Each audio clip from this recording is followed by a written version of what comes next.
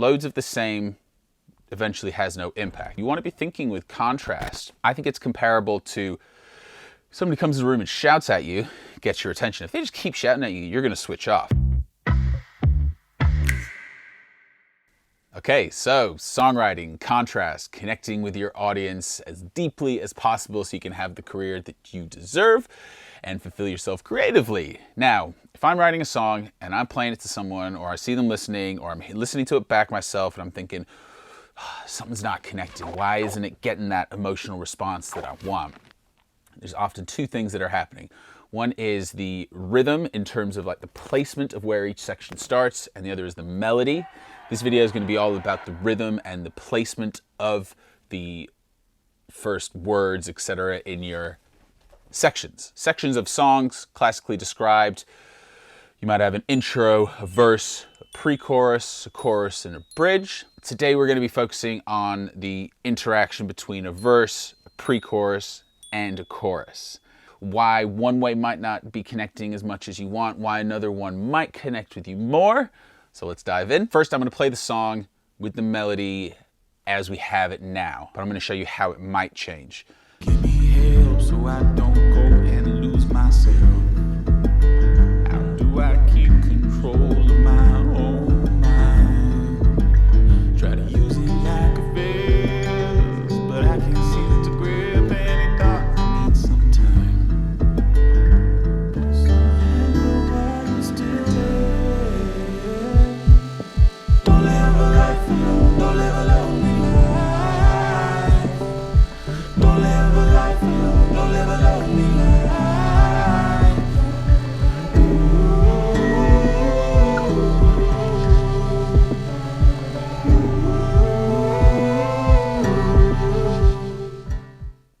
Now the verse, we've got a little run-in. A run-in is, instead of being, starting directly on the beat, we're going to have a little run-in to it. Now when we're talking about beats, for anyone that doesn't know, you've got a beat in a bar, you got 4 beats in a bar. So with this one, it's like 1, 2, 3, 4. Those are our 4 beats within every bar.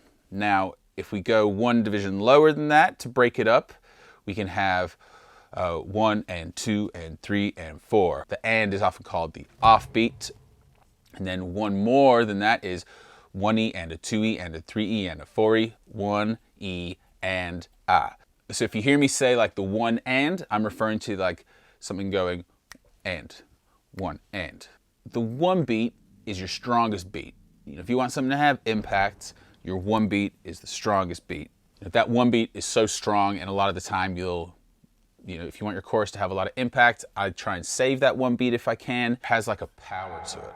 I don't really know why, probably because it's at the start. Maybe there's some kind of mystical, esoteric connection, but I'm not aware of it. If you are, comment below. So our verse you have on the 1, that pre you have coming off of the 1, and in the chorus you'll hear that doesn't have a run, it just goes. Don't live a life alone, don't live a lonely life. 3, 4. Don't live a life alone, don't live a. So you got it, it's like all getting together. So I love the definition that you have in these sections. But as an example, to let you know what it would sound like if we didn't have the different sections. Say here, if we moved this pre onto the beat. I'm just going to play from halfway through this verse. Try to use it like a vest, but I can't seem to grip any thought. I need some time. 3, 4. Hello, are you still there? Don't live a life alone, don't live a lonely life. So you can hear it there. The pre's now on the 1, and the chorus is on the 1, and the verse is kind of on the 1 as well. So it's like everything's just on the 1. Yeah, you might get away with it, but if you're thinking, why doesn't this sound? Why isn't there definition? That'll be why. So if we're playing around with moving stuff, we could move the pre. Originally it was on the 1E, like, so hello. But if we wanted to give it more definition as well, we could go on the 1 and. So like 1 and. Hello. You still there? Which would sound like this. Grip any thought. I need some time. Hello, are you still there? Don't live a life alone, don't live a lonely life. So you can hear there, it gives it more separation. Also, now you might be thinking, Luke, your verse is starting on the 1 and your chorus is starting on the 1. And they don't have to. I'll show you next how you can throw the verse. If you have a verse that starts on the 1 and you have a run-in, something I like to do is, please give me strength. You can just throw that first beat so you can have the run-in, but then you can just move so nothing lands on that 1 beat. So if it didn't start necessarily on the 1 beat, if you wanted to give it a little bit of variety, this is what you could have.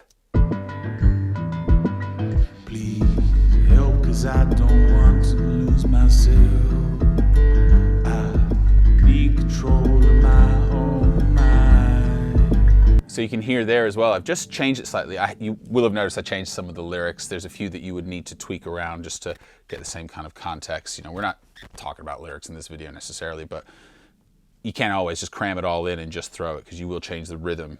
And I do like the rhythm that I have, but maybe I don't want it to land on the 1. Okay, so we've played around so far with our verse having a little run-in and landing on the 1, our verse having a little run-in but not landing on the 1, our pre landing on the 1E, our pre landing on the 1 and our pre landing on the 1.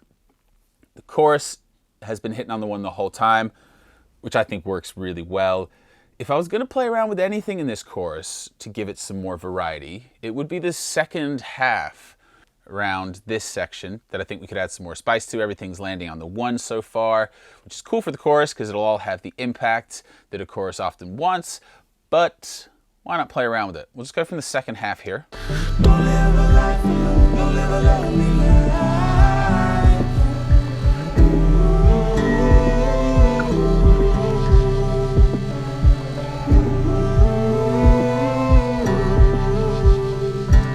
So you got that ooh, ooh thing going on there, which works really well. But one thing I think we could do with that is put it onto the and, so it doesn't all lock in straight on, so it just gives us a slight little variation there. And that would sound like this.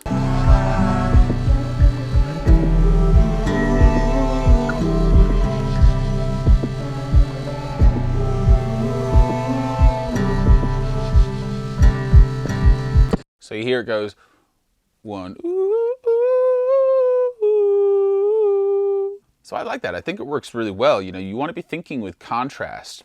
Loads of the same eventually has no impact. If someone starts whispering to you, you're like, oh my God, they're going to tell me a secret. This is amazing. I'm so excited.